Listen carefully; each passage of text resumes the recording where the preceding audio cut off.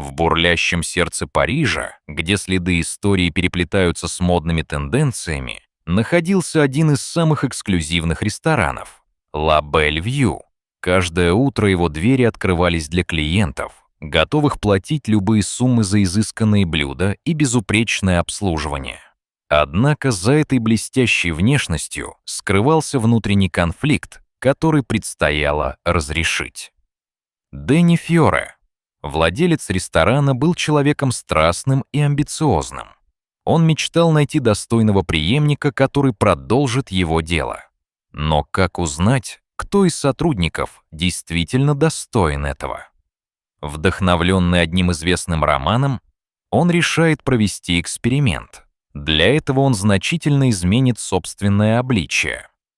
Параллельно одна из официанток, Аннабель, была светом в этом заведении. Она всегда относилась с состраданием к каждому клиенту, независимо от их финансового состояния. Каждый раз, когда приходила возможность помочь нуждающемуся, ей было трудно устоять. Однажды вечером в ресторан вошел человек в изношенной одежде. Брезгливые взгляды. Богатых клиентов обрушились на него, и те моментально отвернулись. Незнакомец, не обращая внимания на угрюмые взгляды, выбрал столик у окна, где за окном начинали падать капли дождя. Атмосфера в ресторане накалилась. Среди официанток царила паника. Селин. Старшая официантка подошла к незнакомцу с презрением, требуя, чтобы он покинул заведение. Ее слова звучали так, словно она стремилась подчеркивать свою важность и статус. Но Аннабель увидела в этом человеке голодного человека, который пришел за едой, а не за ссорой. Проявляя свои лучшие качества, она подошла к нему и предложила пребывание. Это вызвало конфликт между двумя официантками. Несмотря на недовольство Селин, Аннабель попросила шеф-повара Марио приготовить что-то для незнакомца. Он, понимая риски, пошел ей навстречу и согласился. Они оба знали, что это решение может привести к проблемам, но человечность для них была важнее всего. Когда Аннабель возвращалась в зал с тарелкой еды, Селин не могла смириться с этим.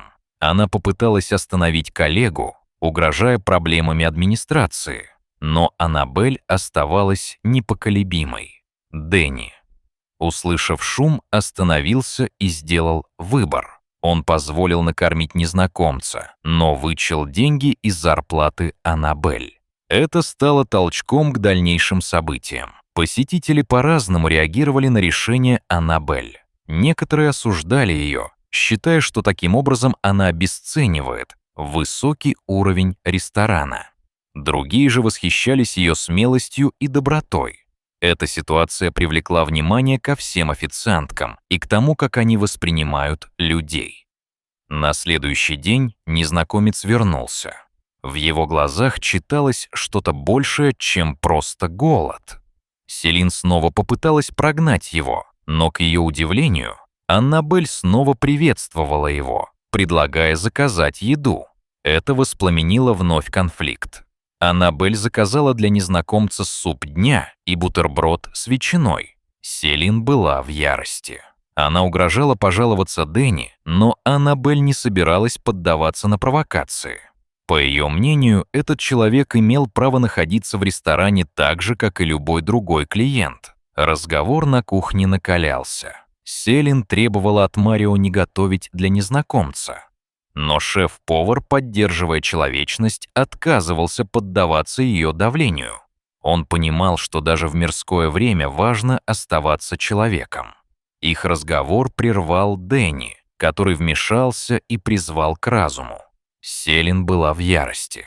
Она высказывалась о том, что Аннабель кормит бродягу, словно защищая свою позицию. Дэнни, в свою очередь, стал защищать Аннабель, указывая на то, что деньги не главное. Марио, не поддавшись на провокации, завершил приготовление заказа. Селин, потеряв контроль над собой, резко объяснила незнакомцу, что он не в благотворительной столовой. Аннабель, вставая на защиту клиента, заявила, что его место именно здесь, в ресторане, где принято заботиться о каждом. Дэнни вмешался и потребовал объяснений от всех сторон. После случившегося Дэнни собрал всех для разговора. Он объяснял, что человечность важнее репутации ресторана. Если мужчина вернется, его вновь накормят. С Селин он поговорил отдельно, щадя ее, но явно дав ей понять, что ее поведение недопустимо. Несмотря на все недовольства, незнакомец пришел снова, держа в руках букет цветов. Селин, как обычно, негативно настроилась, но Аннабель приняла его с теплотой и обслужила. Мужчина снова заказал суп и бутерброд. Напряжение в зале достигло пика, когда Селин начала критиковать незнакомца перед другими клиентами, подчеркивая, что он не заслуживает места в таком месте, как La Belle Vue. Аннабель встала на защиту клиента, но Селин, ослепленная гневом, перевернула тарелку с супом. Дэнни, увидев это, стал требовать объяснений. На утреннем собрании Дэнни собрал весь персонал. Обсуждение инцидента разделило сотрудников на две стороны. Одни поддерживали Селин на фоне репутационных рисков, другие, более человечные, защищали Аннабель, полагая, что помочь голодному – это моральный долг. Для разрешения ситуации Дэнни предложил выслушать мнение еще одного человека. Двери кабинета открылись, и в него вошел Диего, сын Дэнни, который только что вернулся из Америки. Он объявил себя новым управляющим ресторана. Шокированные лица сотрудников внимательно ждали, что произойдет дальше. Диего объяснил, что его поведение как попрошайки было всего лишь тестом для сотрудников. Он хотел выяснить, как они относятся к людям, которые не могут дать им ничего взамен. Это вызвало шок у Селин, которая до сих пор считала свое поведение оправданным. Диего похвалил Аннабель за доброту и поддержку шеф-повара. А вот Селин, далекая от доброты, слишком явно показывала свое недовольство, унижая Диего. Этот момент стал поворотным в ее карьере. Диего, хотя и не увольняя Селин, дал ей ясное предупреждение. Он сказал, что любое повторение подобного поведения может закончиться для нее не очень хорошо. Аннабель, ничего не ожидая, стала для него образцом человечности. Диего, желая улучшить атмосферу в ресторане, предложил Аннабель должность заместителя управляющего. Она, хоть и не имела особого опыта, приняла предложение, потому что увидела в нем потенциал. В открытой речи Диего акцентировал важность доброты и человечности в ресторане. Он верил, что репутация заведения будет только расти, если в нем будут работать добрые люди. Прошло 3 месяца, и La Belle Vue изменился. Атмосфера в ресторане стала более теплой. Клиенты ощущали заботу и внимание. Аннабель организовала тренинги для персонала, основанные на принципах человечности. И даже Селин начала меняться. Однажды, когда к Селин подошел пожилой мужчина, у которого не хватало денег, она, вспоминая уроки милосердия, без колебаний предложила ему помощь. Это был настоящий поворотный момент для нее. Мужчина, тронутый добротой Селин, поблагодарил ее за отличное обслуживание. Через полгода La Belle Vue получил награду за лучшее заведение года. Диего, гордый своими достижениями, сказал, что настоящая суть заведения определяется тем, как его сотрудники относятся к слабым и уязвимым. История о ресторане, где доброта и человечность стали основой успеха, превратилась в городскую легенду, восхваляющую качество человеческих отношений. Под руководством Диего ресторан не только приобрел отличную репутацию, но и стал объединением для многих нуждающихся. Они начали регулярно проводить благотворительные акции. Гостям предлагали специальное меню, где часть средств шла на помощь бездомным.